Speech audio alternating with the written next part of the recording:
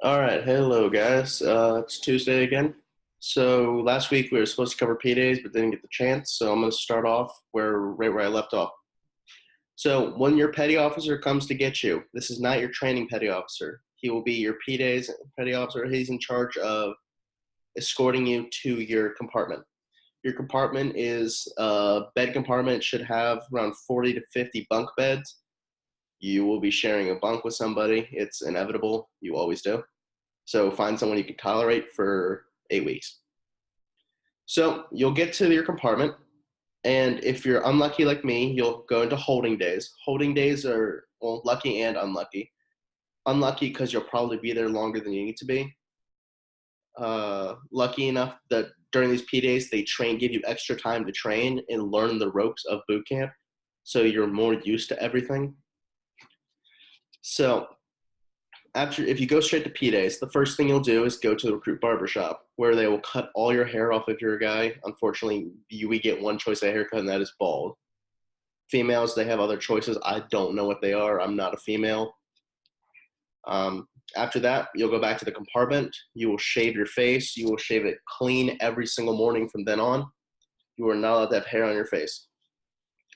So after that, you'll sit in the compartment and you will stencil, which you get a little stamp kit, and you'll stencil all your gear so no one steals your gear. So you'll have your name, your division number, all over all of your gear, your shirts, your sweatshirts, everything.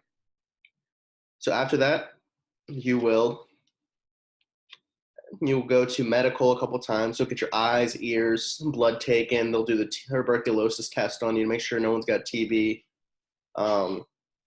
You'll do the immunization walk, which you walk down a line with two naval corpsmen on both sides, and they'll give you your immunizations. You get all sorts of random stuff. It all depends on where they want you to go. If you're going out of the country, you're going to end up getting more shots later. So that's P days. You're basically just preparing. And then your final P day is where you'll take your initial PFA, which is your physical fitness evaluation. So after your PFA consists of push-ups, how many push-ups you can do in 2 minutes, how many sit-ups you can do in 2 minutes, and then a 1.5 mile run. To pass your initial PFA, you have to do the 1.5 mile run in under 16 minutes and 10 seconds if you're a guy. I believe it's 18 minutes and 15 seconds if you're a girl. But if you do not pass that run, you will go somewhere called STEP, where they will make sure you can pass it. You have 2 more tries to pass it. If you cannot pass it, you'll be sent home. So after that, if you pass it, after that, you'll move on to week 1. Week 1, day 1 is the swim qualification. You will need to be able to jump off of a 14-foot platform and swim to the opposite end of the pool.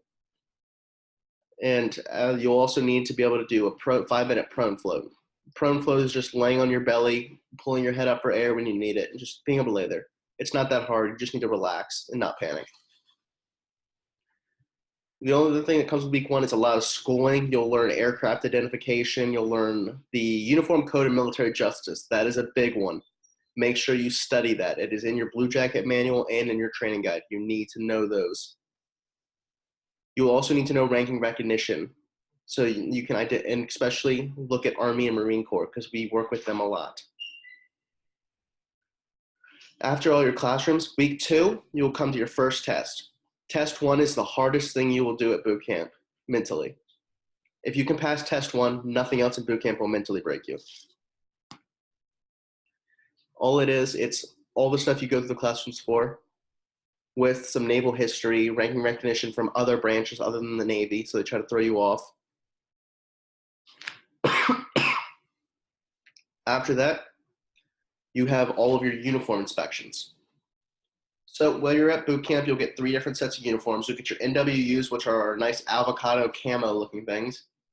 Your typical when you think of a military uniform, the camouflage.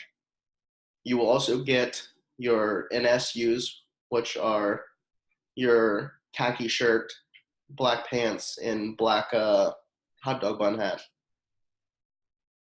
You also get either dress blues or dress whites, depending on when you get there. If you get there in the winter, you get blues. If you're in the summer, you get whites.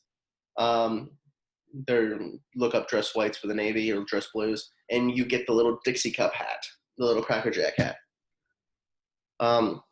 That's it for week 2. You do it's a lot of inspections and a lot of classroom time.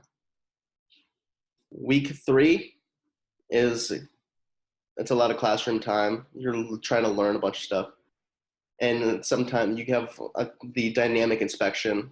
The DMI or dynamic materials inspection is usually during your week 3. It depends on if you're a push division or not. My division was a super push, so we had a week of holding, and then we got pushed onto a normal schedule, which means we had everything condensed into a smaller time. So we did 7 weeks of boot camp.